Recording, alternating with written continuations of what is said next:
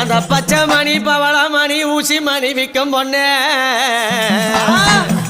நீ யார் எந்த ஊர் உன் பேர் என்ன கூறம்மா ஆதிசக்தியான அங்காள பரமேஸ்வரி அந்த வல்லாள பட்டணத்துக்கு மாய குரத்தியாக நடக்கும் போது அம்மா அந்த மாய குரத்தி அவதாரம் கொண்டு என்ன ஒரு பார்வையா வரா தெரியுமா குரத்தியா ரூபம் கொண்டு எப்படி வரா தெரியுமா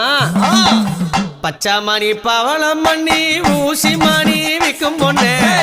பச்சாமணி பவளம் மணி ஊசி மணி விற்கும் பொண்ணே ஊரு என்ன கூறு உன் பேரு என்ன கூறு ஊரு என்ன கூறு உன் பேரு என்ன கூறு